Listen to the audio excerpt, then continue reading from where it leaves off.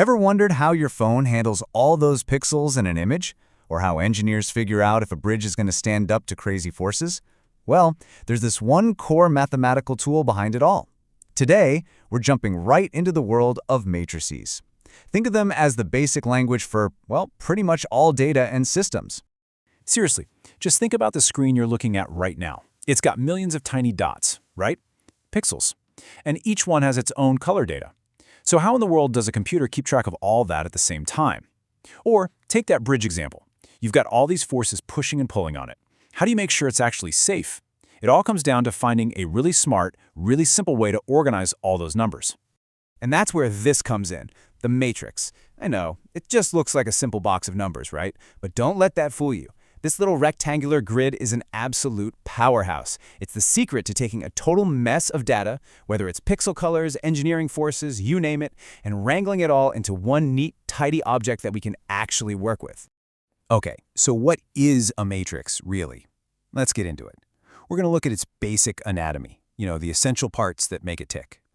All right, the very first thing you need to know about any matrix is its order. And that's really just a fancy way of saying its size. We always, and I mean always, write it as rows by columns. So if someone says you have a 3 by 2 matrix, that just means it's got 3 rows and 2 columns. See? Easy peasy. Okay, now let's meet a couple of the big players in the matrix world. First up, if a matrix has the exact same number of rows and columns, we call it a square matrix. These things are super important. You see them everywhere. Then, if a matrix is super skinny, like it only has one single row or one single column, we call that a vector. Vectors are perfect for things like pinpointing a location in 3D space. All right, we know what they look like, so what can we actually do with them? Let's jump into the basic operations. Think of these as the fundamental rules of the game. And you know what? The rules are actually pretty straightforward. For two matrices to be equal, they have to be a perfect match. Same size, same numbers, same spots. To add or subtract them, the big rule is they just have to be the same size. That's it.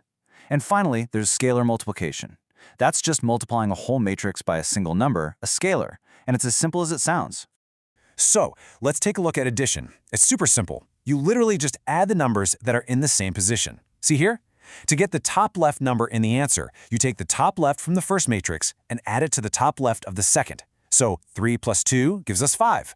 Next spot, 4 plus 5 is 9. You just do that for every single position. And subtraction, it works the exact same way. Super intuitive. Okay, so addition and subtraction, total cakewalk.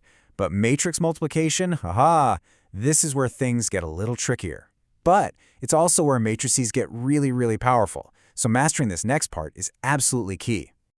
Now, before you even think about multiplying, there is one golden rule. It is non-negotiable. The number of columns in the first matrix must equal the number of rows in the second matrix. If they don't match up, you just can't do it. The whole operation is impossible. Game over. Here's a really handy way to remember that. Just write down the sizes of the two matrices next to each other. So you've got, say, an m by n matrix times an n by k matrix. See how those two inner numbers, the n's, are right next to each other? Those have to match. If they do, you're good to go. And bonus tip, the outer numbers, the m and the k, tell you the exact size of your final answer matrix. So how do we actually do the multiplication? Okay, here's the rhythm. You take a row from the first matrix and a column from the second. You multiply the matching pieces together, and then you add up all those little results. That final sum, that's just one number in your new matrix. Then you just repeat that process. Let's just see it in action. It'll make more sense. All right, check this out. To get that 9 in the top left corner of the answer, here's what we do.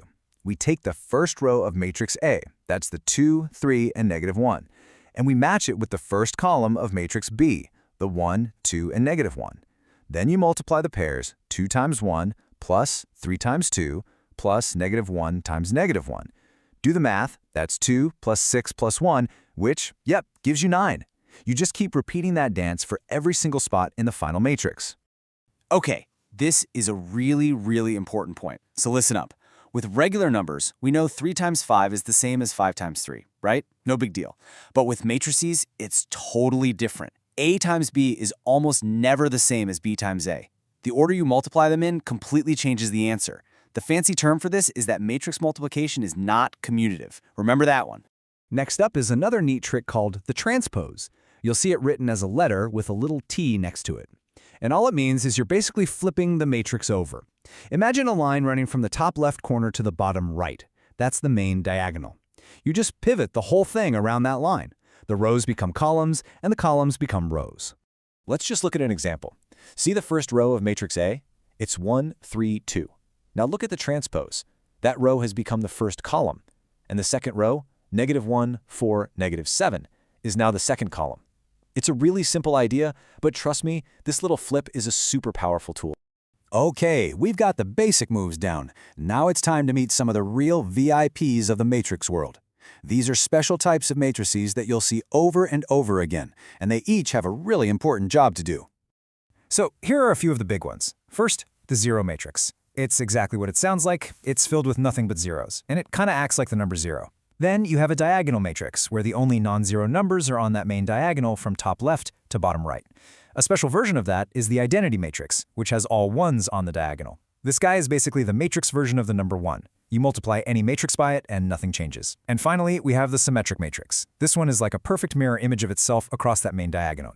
And this is a great way to see the difference. Over on the left, you've got those diagonal matrices. See how all the action is happening just on that main diagonal line? Everything else is 0. Then, on the right, that's a symmetric matrix. Look at how it's perfectly balanced across the diagonal.